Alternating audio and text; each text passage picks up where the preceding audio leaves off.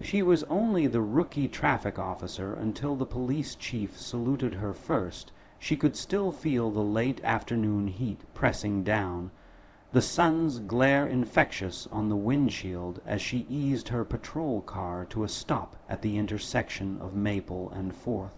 The veteran officers called Fourth where chaos takes a coffee break, and today it lived up to its reputation. Horns blaring, engines revving, drivers weaving their way as though the rules of the road were mere suggestions. She tugged the brim of her uniform cap down over her forehead, wiped sweat from her brow with the back of her hand, then stepped out, her shoes clicking sharply on the pavement. Her name was Marisol Vega, one of the newest recruits in the traffic division. She joined the force less than 2 months ago, fresh from the academy and with idealism still intact, her gait a mixture of excitement and nervous energy.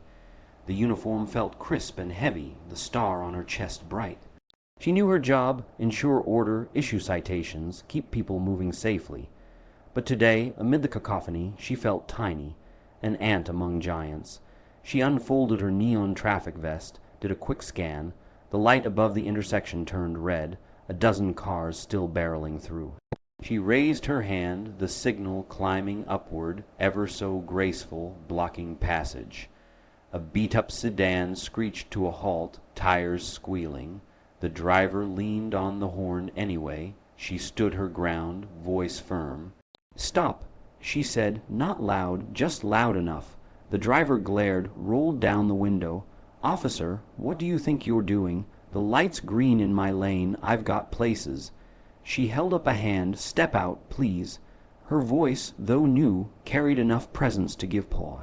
Maybe the unexpectedness of seeing a rookie unflinchingly stopping people in the storm of Fourth. The driver hesitated, then stepped out, fists clenched. "License and registration," she said clearly.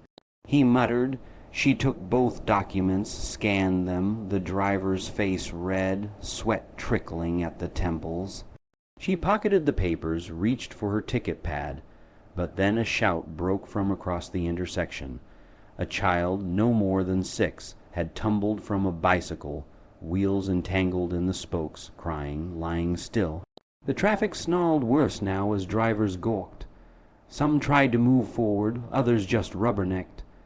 Marisol's first instinct was to dash to the child, but she still held the driver's documents. She looked both ways. Sirens were distant, but help was not yet there. Taking a deep breath, she tossed the papers onto the hood of the car, stepping off to cradle the child's head, smoothing hair, checking for tears or worse. Traffic chaos continued. She signaled with her hand, forcing some drivers to stop, stepping into the street, a bold move. A motorcycle weaving toward the fallen kid swerved just in time. She stayed by the child's side until other officers arrived, until the ambulance arrived. She helped, talking in gentle tones, asking, "What's your name? Does your leg hurt?" The child whimpered. She felt sweat soak her blouse. After paramedics took over, she stepped back, hands trembling, uniform soiled from concrete and dust. But the child was alive, breathing. A senior officer, Officer Daniels, came up. His face thoughtful. She expected a reprimand, rookie stepping out of bounds, perhaps chaos worsened by inexperience. Instead, he looked at her, nodded once, curtly. No words. That afternoon, alone in the locker room, she cleaned the scrape on her knee, applied antiseptic, wrapping a bandage. She rinsed her hands, exhausted. She thought of giving up, of choosing something less trying. But mostly she thought of the child's voice, "My name's Jenny," and how the corners of the small mouth curled because of the way she held her hand. The next morning she reported early, uniform pressed. She got assignments, midday rush on Pearl Boulevard downtown. The route was unforgiving, crosswalks overwhelmed, buses scraping schedules, cyclists weaving unpredictably. She took position at Beacon and Fifth. Already cars were blocking intersections, taxis double parked, delivery trucks stopping mid-block. Her walkie-talkie crackled. "Officer Vega, traffic is backed up on Fifth. Local says reroute via 6th. Marisol raised her hand, blocked pedestrians until cars cleared, then stepped into the street, directing vehicles. A truck barreled through the intersection, cutting off a sedan that spun, side-scraped. She gasped, waved a hand to stop more oncoming traffic. Driver of the truck jumped out, furious. "You can't just—" "I can," she said, firm. She approached, took license, wrote details. The driver yelled. People stared, but she stood her ground. Among onlookers she spotted someone tall, broad-shouldered, posture rigid, arms crossed, her heart constricted. Police Chief Hudson. She'd heard of him. Stern, no-nonsense, exacting discipline, rarely involved in traffic detail. Seeing him there, like a spectre, made her suddenly hyper. Aware. Did she mess up? Was she in trouble? Chief Hudson watched from a distance, brow furrowed. He didn't call out, didn't move. He just observed quietly. When she handed the driver the citation, the man cursed but got back in his truck. Traffic started moving again. There were murmurs from strangers. Someone clapped lightly. A delivery driver, leaning against his van, nodded appreciatively. Marisol's cheeks warmed. She turned, taking a steadying breath, and resumed directing traffic. A bus honked. She waved it through. Light changed. She shifted one lane at a time. She kept her eyes skimming, head turning. She felt like she was dancing, every gesture choreographed. Hand high to stop, arm low to wave, stepping into the crosswalk, signaling with finesse that came only with practice or courage. She felt each driver's impatience, each pedestrian's fear. She tried to be steady, calm, asserting order so that everything moved. When her shift ended, she peeled off her vest, stretched her legs. Chief Hudson's SUV was parked nearby. He approached her, walked with purposeful steps, crisp shoes on cement. She turned, surprised. Officer Vega, his voice deep, stern. "Yes, sir, morning was well handled." He paused, looked her over. The uniform dusty, bruises on her knee, sweat under her collar. "You saw that truck driver. You could have backed off. No senior around, no camera pointed your way, but you didn't."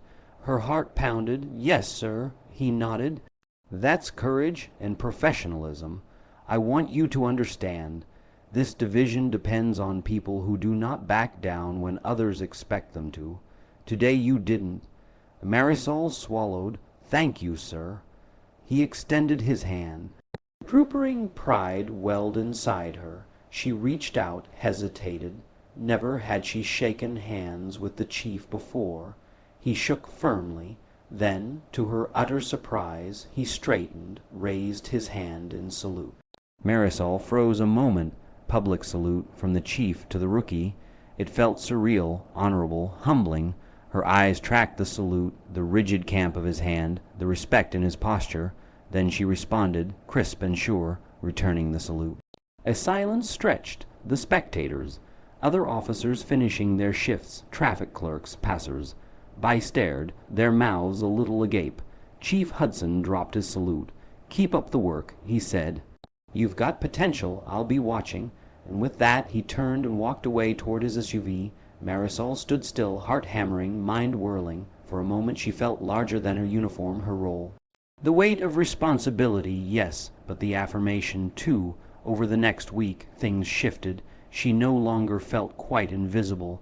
Other officers spoke to her differently. Good job when they passed by, nods of approval. Drivers hesitated less.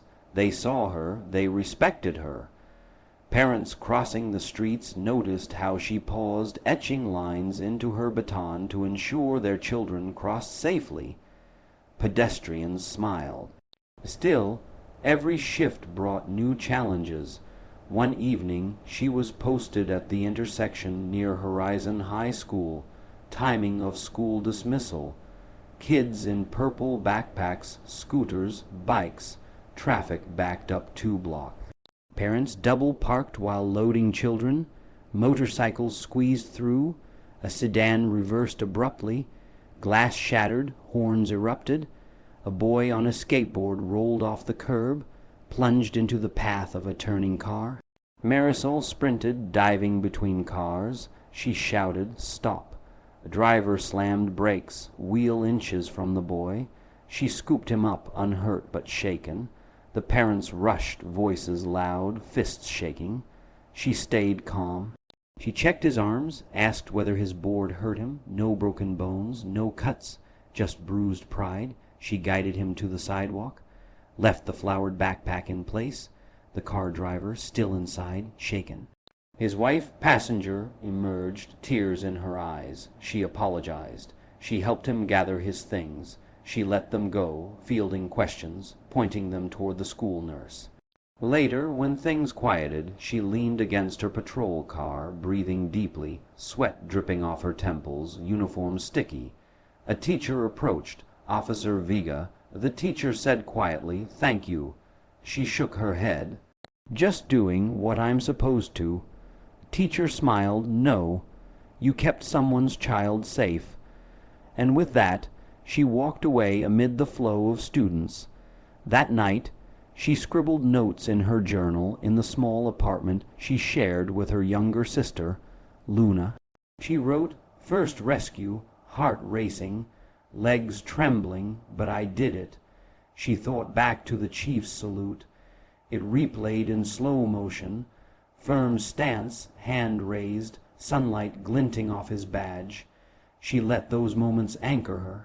For self, doubt to break upon that small yet monumental sign of recognition. Weeks turned into a month. The traffic division assigned her to lead a small team for the morning rush at the bridge connecting Westvale. The bridge was narrow, many vehicles, buses, bike riders. Snow had eroded one side, the metal beams rusting. The morning fog often rolled in, windshield visibility reduced to a few yards. This morning was typical. Cold dampness, mist hovering at sea level. She zipped her coat, uniform gloves stiff but necessary.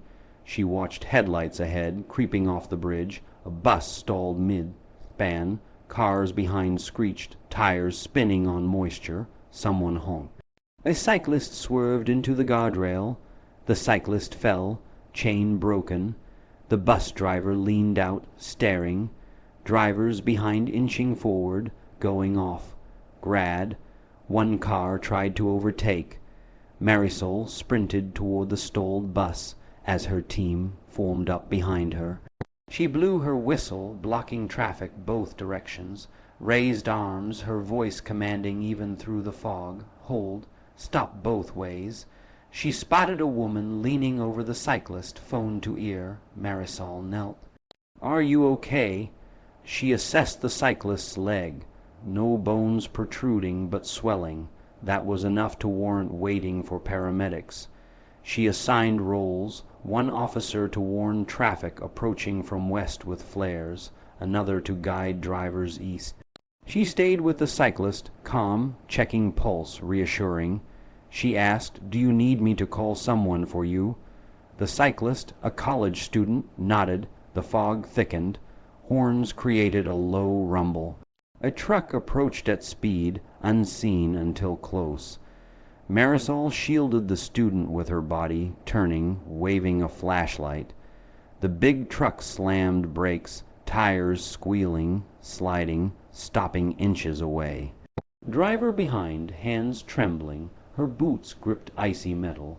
She grabbed the cyclist's backpack, held onto a shoulder, with help of other officers, moved them to safety behind the guardrail.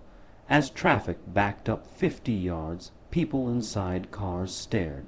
Someone shouted thanks, others shook their heads in admiration. Once emergency services arrived, ambulances, tow trucks, she stood aside. She felt fatigue through every muscle. She looked up, saw headlights through fog. A spotlight, a police spotlight cutting through mist. Chief Hudson's SUV rolled to the side of the scene. He stepped out, hands tucked behind, officers around him silent. The woman in the SUV with him, his aide, held a clipboard. Maisel straightened, posture stiff. Chief Hudson walked toward her, eyes scanning the scene. He nodded to the paramedics, then toward her. She walked over, knees aching, gloves damp, uniform dirty, cold air biting. He didn't speak immediately. He just looked at her. Then he saluted. Marisol's mouth dried. She raised her right hand. The salute between them felt like all the pieces.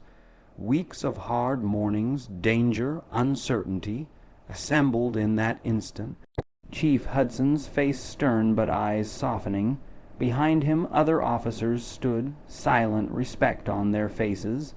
Officer Vega, he said, voice low. The fog swallowed his silhouette. You kept your head, directed your team, protected civilians when they most needed you. That's leadership. She nodded, words catching. She tried to speak, thank you, sir, but her voice came in a whisper. He continued, you're more than just the rookie.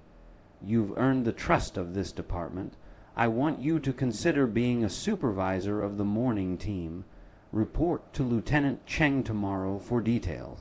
Stunned, she dropped her salute slowly, holding posture as though time were tethered to his words. Inside, her chest swelled. On the bridge, in fog, she felt her fear transform into something solid, belonging. Chief Hudson turned, clasped his hands behind him, and surveyed the scene with her. Drivers waiting, cyclists recovering, officers doing their work. He nodded once more, then slid back into his SUV, lights off. He drove away, leaving residual respect in his wake. In the days after, she felt the weight of potential. She arrived early, often stayed late. She mentored the newest clerk, helped direct traffic with more assurance. She studied traffic flow patterns, read blueprints of intersections. She asked questions of senior officers. She learned to anticipate the mistakes of drivers, misjudged turns, distracted cell phone users, impatient pedestrians. She wrote reports about near misses, suggested reflective paint for crosswalks, recommended a small island at 5th and Pearl to control turning traffic. The Lieutenant Cheng called her in one afternoon. Marisol, he said, hands clasped in front. He opened a file. Chief Hudson's put your name forward. If you accept, you'll be supervising the morning bridge team. You'll assign posts coordinate with traffic engineering. It's a step up. Her mind reeled. A step up. Responsibility. Maybe more scrutiny. But yes, she nodded. I accept, sir. He smiled. Good. You've earned it. When she returned to her station house, Luna was waiting in the lounge, big brown eyes. Marisol's uniform bore the new pin, supervising officer. Her heart soared to see Luna's face. Big sister, Luna said, you did it. She hugged her. Marisol felt tears surprising hot. She kissed Luna's head. I couldn't without you. Luna had cooked dinners when Marisol was late, comforted her when she came home trembling after a shift. One afternoon, about 2 weeks later, storm clouds gathered, thunder distant, lightning flickering. Reports came in, major accident on the highway off-ramp, cars piled, some overturned, fuel leaking. She was supervising the morning guys at the bridge. She got radio call, need help diverting traffic to secondary routes, need personnel. Team, she said, voice steady, rain starting to drizzle. "We're getting the highway spill. Set up diversion at exit 5. Tow trucks come. Safety first, hazardous materials. Keep civilian access blocked. Get people to shelter if needed." Her officers nodded, moving. She stepped into the street, rain soaking her vest. Cars came sliding, pedestrians footing mud, facades glistening. She directed each vehicle, held back each driver, sometimes stepping with umbrella, sometimes running without, shouting orders. Lightning cracked, rain pounded, a car hydroplaned near the bridge's entrance. She lunged, grabbed onto the car's roof as driver struggled with the wheel. She helped guide the vehicle back to safe ground. The driver's eyes wide, teeth clenched, but no injury. She let out a breath she didn't know she was holding. When emergency teams cleared, traffic diverted. She stood in downpour, boots soaked, uniform plastered. But she felt alive. She saw her officers, cold, wet, muddy, but steady. They looked at her with something like awe. Chief Hudson appeared again, emerald and gray in the storm. His SUV braved the rain, parked. He climbed out, coat collar up, water snakes down his back. He approached. Rain pelted their faces. He held up his hand, palm flat at brow. Salute. Again. She raised her hand, returning. It was cold, it was loud, it was electric. She felt every droplet on her skin, every ache, every heartbeat. "You held this together." He shouted over the storm. "People are alive, thanks to you. I'm proud of you." She nodded, speechless but full. The storm roared, traffic snarled, but the moment stood apart. Months more passed. Marisol embraced her role, supervising officer. She examined crash reports, instituted driver awareness programs, collaborated with city engineers to add reflective signage and better street lighting. She coached new rookies in how to stand firm, how to direct traffic with confident gestures, how to remember that every person crossing a street is someone's child. The department badge she wore had changed slightly. There was something different in the echo of footsteps as she walked the halls, a respect from peers.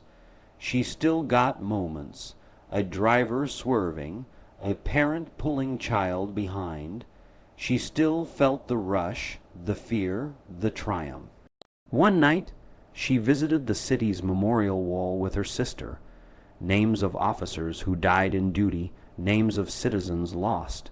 She traced a name she didn't know. Luna held her hand. "You were made for this." Luna said softly. Marisol smiled, lips trembling. "Not yet," she said, "but on my way." Years down the line, she was no longer a rookie. She had earned her stripes and more. She sometimes thought back to that first salute from Chief Hudson, sharp and surprising, in the middle of the street with traffic flows and chaos. She imagined time like a river, that moment a stone dropped, ripples expanding outward. Her confidence, the trust of others, the willingness to risk, the ability to lead. She came to understand what that salute meant. Not just recognition, but challenge. Not an endpoint, but invitation, to defend, to protect, to stand, to be vigilant when others didn't see, to speak when silence was expected, to act when fear crowded the heart. She had grown, but she also stayed the same, that rookie who once cradled a small girl's head, who kneeled beside injured cyclists, who directed traffic in fog and storm. She remembered how every moment demanded choice, to act or to shrink. Now, Chief Hudson, older, with more silver at temples, sometimes passed her in meetings. Sometimes he stopped by unexpectedly at her posts. He still did his salute. Every time she returned it.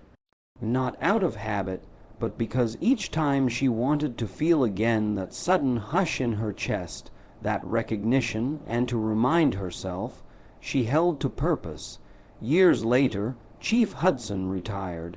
At the ceremony in the Grand Hall, he walked to the podium. Officers, civil servants, family, all assembled. He spoke of those whose courage often went unseen. He told a story of a rookie officer named Marisol Vega, whose steady hand, whose refusal to flinch, whose dedication in the face of chaos, led him, on more than one occasion, to raise his hand in salute. At that moment the hall quieted. Then, from the front row came another salute, from Marisol herself. She stood, uniform immaculate, badge polished, eyes shining. The applause was thunder. The lines of her life's work, from rookie to supervising officer to one of the leaders in traffic safety, wound behind that salute, invisible but present. Later, Chief Hudson descended from the stage, assisted by aides. He approached her, face warm. "You showed us all what it means to serve with honor," he said, "from your first day onward." Marisol shook his hand. She said, "Thank you, Chief." And she saluted, because recognition is powerful. Because acknowledgement transforms a person, because that moment, and every one after, was never just about her. It was about every life she helped protect, every rule she enforced, every child she brought home safe. It was about the promise, stitched into her uniform, that those entrusted to her care mattered. The moral of the story is, true dedication, courage, and integrity will always be recognized, even if you start at the lowest rank. Marisol didn't become respected because of her title. She earned it through consistent bravery, compassion, and professionalism in moments when it mattered most. Her journey shows that no act of service is too small, and that real leadership begins with doing the right thing, even when no one is watching. Recognition will follow, but character must come first.